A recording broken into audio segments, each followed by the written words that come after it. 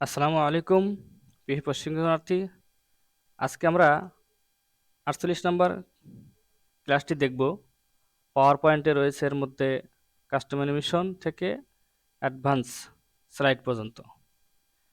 245 নং কাস্টম অ্যানিমেশনে চারটি পার্ট রয়েছে, চারটি অংশ রয়েছে, সেগুলো আমরা ধাপে ধাপে দেখব।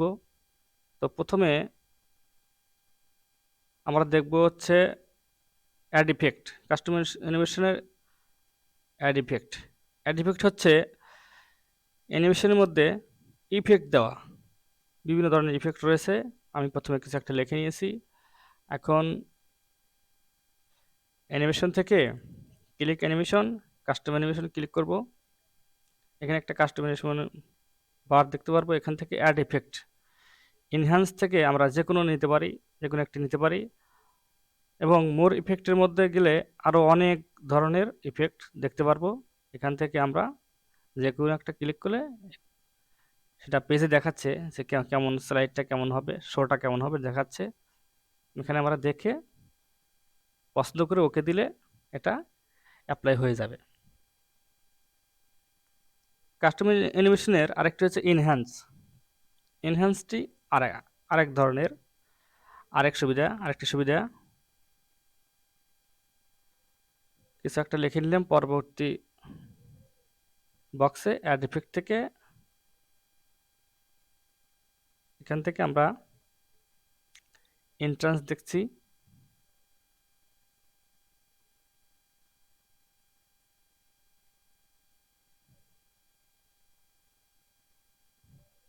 যে কোনো একটা নিলাম আমরা।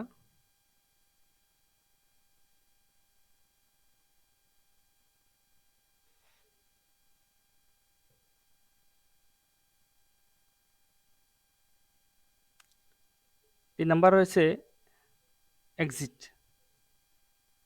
এক্সিট হচ্ছে সাধারণত কোনো লেখা চলে যাবে, শো করার পরে সে চলে যাবে, এক্সিট হয়ে যাবে। আমি আরেকটি বক্স নিলাম। এখানে আমি একটি লেখা লিখে নেই।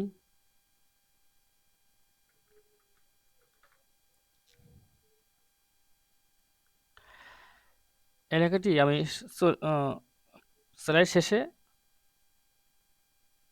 ফ্লাই আউটের মাধ্যমে চলে যাবে এরকম চাচ্ছি, তখন আমি এই কাজটা করব।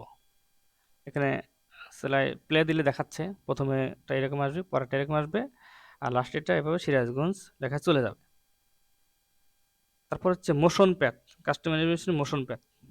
মোশন প্যাথ হচ্ছে কোনো ছবি অথবা বক্স আমি যদি ঘোরাতে চাই অথবা যে কোনোভাবে মোশন করতে চাই, সেখান থেকে এটা করতে পারি। প্রথমে বক্স নিলাম, তারপরে মোশন পথে ক্লিক করে যে কোনো একটি ড্রয়িং আঁকতে হবে। সেই যেভাবে আঁকবো সেইভাবেই আসবে। আমরা এখানে ক্লিক করলাম, এখানে ক্লিক করে এখানে দিলাম,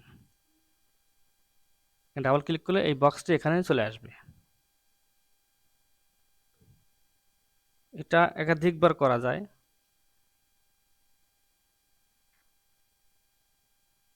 আমরা টাইমিংয়ের মাধ্যমে একাধিকবার করতে পারি।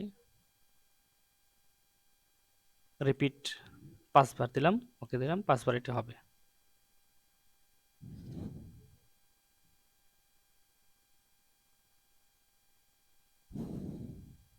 ট্রানজিশন, পরবর্তীতে আমরা দেখব ট্রানজিশন। ট্রানজিশন হচ্ছে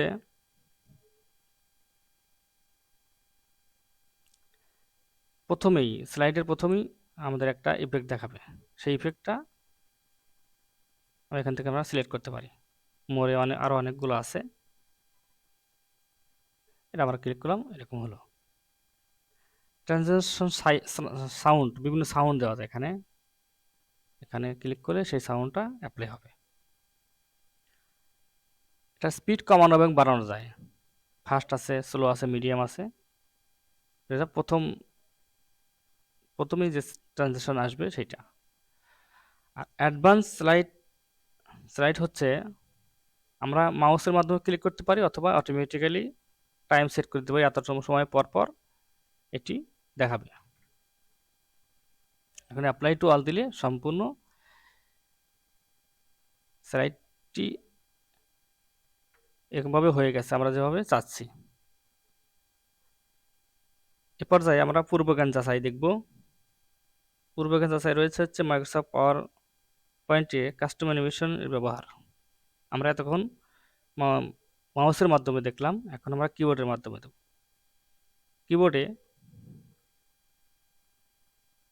কিবোর্ডের মাধ্যমে অল্টার এ, তারপর সি, ইন্টার,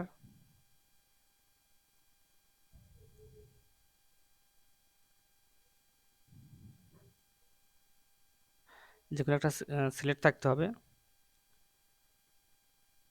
তার এখান থেকে আমরা মাউস দিয়েও করতে পারি, কিবোর্ড দিয়েও করতে পারি। শর্টকাটে রয়েছে কন্ট্রোল ডাব্লু, এর কাজ প্রেজেন্টেশন ক্লোজ করে দেওয়া। কন্ট্রোল ডাব্লু চাপলে এখন আমরা নো দিলে কিবোর্ডের মাধ্যমে ইন্টার দিলে বন্ধ ক্লোজ হয়ে গেল। বাড়ির কাজে রয়েছে এমএস পাওয়ার পয়েন্টের স্লাইডে একটি সুন্দর ডিজাইন করে দেখানো। পাওয়ার পয়েন্টে আমরা অনেক সুন্দর সুন্দর ডিজাইন করতে পারি। কিছু একটা লিখে নিলাম, তারপরে অল্টার জি এইচ, এখানে আমরা আরও চেপে বিভিন্ন ধরনের স্লাইড ডিজাইন নিতে পারি, নিয়ে ইন্টার দিলে সেই ডিজাইনটি অ্যাপ্লাই হয়ে যাবে।